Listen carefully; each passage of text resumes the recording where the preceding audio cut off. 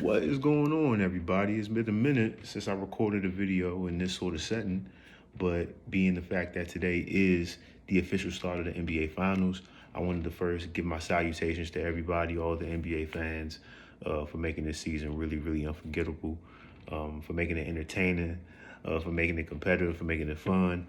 We're almost at the finish line, but that doesn't mean we have to stop being massive fans of the sport because we all know the discourse is going to continue once these NBA finals are over, going into the off season with all of our favorite teams. Mine being obviously the Houston Rockets. You see it on my hat. However, I wanted to come in real quick and give a preview of the NBA Finals because I see a lot of outlets. They'd rather talk about players tweeting lyrics and potential spots for guys in free agency and in the offseason rather than talk about the basketball that is to be played. So first off, got to give big shouts out to the Miami Heat and also the Denver Nuggets for making it this far. I know I did not have those teams in the NBA Finals at the beginning of the year, so that's really a true testament to their individual locker room coaches, the coaches they've been able to build over the season, and also their amazing play, right? Because you don't get to this point, injuries or not, lucky breaks or not, without playing amazingly well throughout the playoffs. So let's get into it, right? We got the Denver Nuggets, who were the number one overall seed in the Western Conference this year. They captured the number one seed around December of 2022, and they never relinquished it. Obviously led by Nikola Jokic, Jamal Murray, coached by Michael Malone. They also got guys like Michael Porter Jr., Aaron Gordon, Bruce Brown, Kentavious Caldwell Pope, a host of guys. Very, very deep team, very versatile team. And then we got the Miami Heat. The 8th seed, well, actually, they were the 7th seed, but then they lost to Atlanta in the play-in game, dropped down to the 8th seed. They were 3 minutes away from the second play-in game and being eliminated from the playoffs completely. They come back in that game, beat the Bulls, and then they go on a run where they beat the Bucks in 5 in the first round. They beat the Knicks in 6, and then they beat the Celtics in 7. We all know how that ended, right? Obviously, Jimmy Butler being a big part of that run, along with Bam Adebayo, but then they got a lot of other guys, right? Max Strus, Gabe Vincent, Caleb Martin, Baltimore, Maryland's own Haywood Highsmith, who I think is going to get a lot of minutes moving forward in the finals, right? Kyle Lowry, obviously, and they're also without Tyler Hero and Victor Oladipo, right? So they're doing it on a depleted-ish roster. Oh, I almost forgot Caleb Martin. They've had so many guys step up for them during this run, and it's been amazing. The last time an 8 seed made the finals was the '99 Knicks, who eventually lost to the Spurs 4-1 in that finals. However, I think this is more impressive because, as we all remember, the '99 season started late because of the lockout. So the Knicks were actually 27-23, right? They had only played 50 games, right? We're talking about a Miami team that played all 82. There was no lockout, right? Then you have to go through the throes of being a 7 seed to an 8 seed because you lose the first playing game. You could have easily packed it in, but they didn't. They were able to come back against the Bulls in the second playing game, and then they've gone on this amazing run so far, right? So I want to talk a little bit about their odds and what both teams need to do in order to win the series. I'm also going to be doing video uploads as well after each game, kind of going over what I see as the series progresses, because I do think this series is going to go longer than a lot of people expect, right? So if we just talk about the odds, right, kind of we got a lot of gamblers out there, right? The Denver Nuggets odds are at a -400 to win the series, while the Miami Heat are at a +300 to win the series.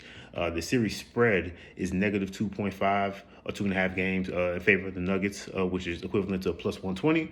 And those stats are from BetMGM. So if you are a bettor, please use that information wisely.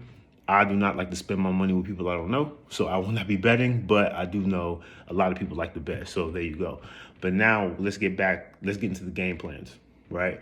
I think the Miami Heat have the ability to switch on defense very, very, willingly. They have a lot of guys who have the ability on offense to do very simple things, right? They can attack closeouts very well. During this playoff run, they've been able to shoot the ball very well, especially from three-point range.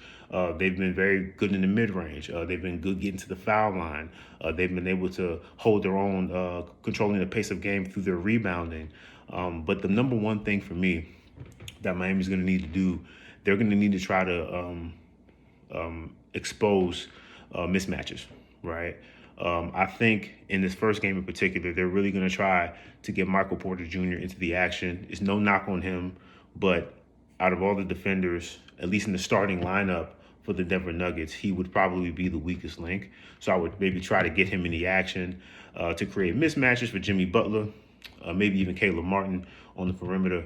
That way they can either get some easy shots off, or they can get to the foul line, get those guys in get those guys in foul trouble early. Right. The other thing is you want to maybe try to put Jokic in the action a little bit with Bam. Right. The only difficulty about that is Jokic has shown, really he showed in the Lakers series, that even if you try to force him out of the paint, he's not a super plus on the defensive end, but he's savvy enough, and I think he's fit enough and is smart enough not to be a negative on the defensive end. So he's going to slide his feet. He's going to provide a strong base that most guys won't be able to get around. And I don't know how Bam is going to necessarily measure up to that. So that'll be interesting to watch. On Denver's side, I just think they got to continue to do what they've been doing, right? I think at this point, the two-man game of Jamal Murray and Nikola Jokic is pretty much unstoppable. And it's not only because of the playmaking ability of Jamal Murray. If you go under the screen, he can shoot the wide open shot and make it with consistency. If you try to go over the screen, he can either split or he can dish to a Jokic who may be rolling or popping. He could do so many other things. He can manipulate the pick and roll to get the second defender on his back so he can draw fouls, and he's great at the free throw line. And then you have Jokic, who has the ability to operate from anywhere. You know, he can hit. We saw in the Lakers series, you know, hitting contested step back threes, you know, consistently, like not just once or twice. He was doing it throughout the entire series, as well as against Phoenix and also against Minnesota, right? So he has the ability to score from the outside now. And obviously when he gets 15 feet in, he's so tall and so big and so skilled and has such an amazing touch around the rim. He's going to be able to get a lot of good looks off. He was getting good looks off over Anthony Davis. And Anthony Davis is damn near 7 feet. Bam, for his position, some would say he's undersized, right? So if Nikola Jokic has him one-on-one, no matter how strong Bam is, unless he forces him off his spots early, if he allows Jokic to get even 12 feet in, to me is over, you know, because he'll be able to shoot over Bam with his jump hooks, his floaters, and his amazing touch, and also his ability to offensively rebound the basketball to get second and third opportunities for not only himself but his team. I think that's going to serve a huge role in this series in favor of the Denver Nuggets. So I'm really looking forward to seeing the matchup that Eric Spoelstra is going to try to implement against Michael Malone. Obviously, both teams have the ability to score from the perimeter. Both teams have dynamic individuals who can score from all three levels. And in the end, I think it's going to come down to three things. I think the number one thing is going to come down to defensive rebounding. The reason why I say that is because typically whoever controls the defensive rebounds can control the pace of play. And I think because you have two teams who have the ability to make shots, especially open shots, off of closeouts, off of missed assignments, things of that nature, any one of these guys on either teams can hit 15-footers consistently, right? Whether if it's a soft contest or whether they're wide open, right? So I think if they're able to control, whoever's able to control the defensive rebounds will be able to control the pace of play. And both these teams are very underrated in the well, not underrated. I think Miami's underrated in the fast break. Denver showed, you know, when they get a defensive rebound, those guys are filling the lanes very, very quickly. So if your transition defense isn't where it needs to be, they're going to be able to get easy shots off. And that's not going to spell well for the defense, because all a guy like Michael Porter or Jamal Murray or Bruce Brown or KCP or even Christian Braun, like, they just need to see shots go in. And once they see shots go in, then it's going to be very hard to contain them, because at that point, now you have to play everybody straight up. You can't necessarily double Jokic. Now Jokic is going to be able to have his way with whoever's guarding him, right? With Miami, I think when they control the defensive boards, they need to get out and try to score in transition as much as possible. And they also need to try to get Denver in foul trouble. I think if they get in foul trouble, if Jimmy Butler is able to get most of his points from the line, I think it's going to create a flow in the half court that's going to allow the defense, I'm sorry, not the defense, but Miami's offense, to really, really be aggressive in attacking the rim. And I think the referees are going to respect that. That's what's happened with Miami in all of these series. You know, they've really been able to control the paint, and they've been able to control the foul line. And normally when they're able to do that, when they're able to get to the foul line, control the paint, score on the inside, it opens up opportunities for guys to score on the outside. And they typically end up winning most of those games. Also, another thing's going to be bench production. I think Denver's deeper than Miami. However, Miami, they get quality production off their bench. I think Haywood Highsmith is going to be a real, real big factor in this series. He showed flashes in the Boston series, and I think he's really going to be able to show himself in this series. He's a forward who has the ability to guard. He can hit open shots. He could fill a lane. You know, just a very, very solid basketball player. And I think he's going to be able to create matchup problems for maybe a guy like a Michael Porter Jr., or a guy like a KCP, or even a Bruce Brown, because there's really not a lot of tape on him. And he's going to be the type of guy that, you know, if he gets his opportunity, I think he'll be able to make a couple open shots, wide open threes, or maybe even corner threes in crucial parts of the game, or any game in this series, right? And also, my last point before I get to my prediction is I really, really, really, really hope that we get to see how Bam will be able to go up against Jokic in single coverage. The reason why I say that is because Tristan Thompson, who obviously he played for the Lakers for like 2 seconds, and now he's back on ESPN. In that fourth game, the elimination game against the Lakers, he did an okay job of being able to force Jokic off of his spots by beating him early, right? You meet him early, you try to force him off his spots, you try to get the center of gravity, right? So typically when you're giving up size, especially a guy like Bam who's giving up a lot of height, typically his center of gravity seems to be pretty strong. Seems like a pretty stocky, pretty strong guy. So if you force him off of his spot, it's going to keep him off balance. And then if he's going up for maybe a turnaround, or maybe he's going up for a fadeaway or a jump hook, if he's off balance just a little bit, there's a good chance that he may miss that shot. Or if you're able to play denial enough to where you can force him maybe outside of that 15-foot area where like the free throw line, the nail is, maybe a little bit above that, all of a sudden it throws the entire spacing off of the Denver Nuggets. So now it's going to even be hard for Jamal Murray or Bruce Brown or Michael Porter Jr., anybody who has the ball top of the key, to throw a entry pass, or like a mid-post entry pass to Jokic to allow him to isolate. I think if Bam does that, that will allow Miami to really set their defense and not necessarily pay so much attention to Jokic to the point where they're bringing a soft double or even a hard double. Because if they do one of those two things, he's such an incredible passer. And Denver, they have so many guys who have the ability to backdoor cut. They can cut through the lane. They can cut from the slot. They're just very good cutters and very good finishers. So when you do that, that opens up the opportunity for cutting lanes and passing lanes and things of that nature. And I think Jokic is going to tear him apart. So that's the one matchup I'm really looking forward to. I'm thinking Jimmy Butler and Jamal Murray. I think they're going to go back and forth.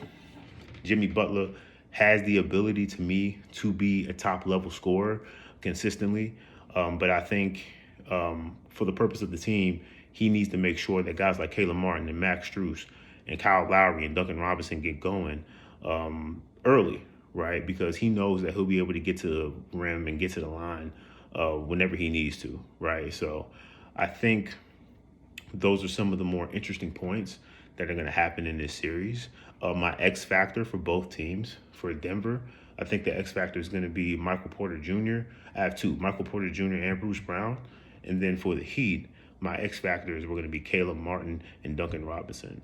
The reason why I picked Bruce Brown and Michael Porter Jr. is because Bruce Brown, even though he's not known as a great three-point shooter, through these playoffs, he's been able to hit a lot of wide open threes. And Michael Porter Jr. is a guy, although he gets overlooked because of his deficiencies or past deficiencies on defense, he is a guy that has elite level scoring ability. And when he gets it going, he can hit shots over anybody. He can hit contested shots. He can hit tough shots. He can hit wide open shots. He can get to the rim. He can do everything, right? To me, his shot making ability is up there with Jamal Murray's, right? I think Jamal Murray's a better shot maker than him, but when Michael Porter Jr. gets going, he's right on par with Jamal Murray. So if he gets going, that's going to be a real X factor for them. And I think for the Miami Heat, Caleb Martin and Duncan Robinson. Duncan Robinson coming off of DHOs with Bam and things of that nature. Him allowing him to play give and go with Bam on the perimeter, opening up that 3-point shot. He's the type of guy that can break a game wide open. You bring him in off the bench or even when you start him, you always have to know where he's going to be in the half court and also in transition. Right, and that's another reason why I said if Miami is able to control the defensive rebounding, watch for Duncan Robinson filling that lane because he has the ability, Klay Thompson, like Steph Curry, like a lot of these modern-day three-point shooters who will elect to shoot an open three in transition as opposed to going to the rim. And when you give a guy like that a couple of good open looks, if the game is tight and now you're really trying to contest, he's in the rhythm. It doesn't really matter at that point. He's probably going to end up lacing some with good defense. So you have to cut that off at the pass and make sure you don't allow him to do that. And Caleb Martin, man, he is just a guy who is very hard to guard, right? Because you don't necessarily run an offense for him. He doesn't need the ball. And that makes him very dangerous because Jimmy Butler can penetrate. Kyle Lowry can penetrate. Even Max Strus on occasion can penetrate, right? You got Caleb Martin on the wings. You got him on the slot. You even got him at the top of the key. And if the defense is off balance at all, he has the ability to use shot fakes. He has the ability to use pump fakes. He has the ability to use so many different things. His ability to put the ball on the floor, his ability to attack a closeout with precision, with accuracy, is very, very impressive. And I think he's going to be a real key factor for the Miami Heat moving forward. So with that being said, my official pick for the 2022-2023 NBA Finals, I have the Denver Nuggets beating the Miami Heat 4-2. And I have Nikola Jokic being the NBA Finals most valuable player. No disrespect to the Miami Heat, right? But the Miami Heat, they played a hobbled Milwaukee Bucks team without Giannis for most of the series. Then they played the New York Knicks team that they matched up very well against that didn't necessarily have a scoring big, really any type of perimeter, inside presence besides Mitchell Robinson, right? And then they played the Celtics team that to me seemed a bit discombobulated at times and didn't necessarily play up to the standard that they've set for themselves in the past, especially with the talent that they had. On the other hand, you have a Nuggets team who's been together. They've been consistent. Like I said, they've been the number one seed since December. And they've been able to hold onto that for a reason. And I think Nikola Jokic has finally showed that not only is he a plus on offense as far as being able to score for himself and create quality looks for others, he has now become a very savvy, very effective defender, especially in the post, where what was once a weakness has now become a strength because now he knows how to use his size in order to just contest strongly without fouling at the rim. And obviously we know Bam loves to get to the rim. He can hit the mid-range, he can hit the 15-footer, but his bread and butter is getting into the paint. And I think with Jokic, he's going to be able to really, really bother Bam to the point where that's really going to dictate the flow of offense and defense for the Denver Nuggets. And then on offense, I think he's going to be able to get whatever he wants. Quite honestly, I think the Nuggets have too many shooters. The Nuggets have so many playmakers, guys who can make plays off the ball, that Miami can't cheat. They can't shade one guy. They can't shade Jokic. Whichever side of the post he's on, they can't even bring a soft double because as soon as that second defender comes, he's looking for somebody, and somebody's cutting to the basket, and the offense is shifting. Right, and when the offense is shifting, if the defense is late, it's going to create a lot of mismatches, and they're going to create a lot of open holes for guys to get open shots, open driving lanes, open mid-ranges, things of that nature, right? So, I got Denver in 6, Nikola Jokic as the MVP. Let me know what you guys think in the comments. I would appreciate any feedback. If you guys think I'm wrong, cook me. If you think I'm right, tell me why you think I'm right. Or if you have a difference of opinion, let me know. But either way, it's going to be a great NBA Finals. I cannot wait for this thing to get started, man. It's been a long, long, long season. And although my team, Houston Rockets, we not in it, we are building towards the future. But I can appreciate great basketball, and I think it's going to be very, very great basketball in store for us, man. So I'm looking forward to the NBA Finals. Thank you guys so much for watching. Appreciate you guys. Take it easy.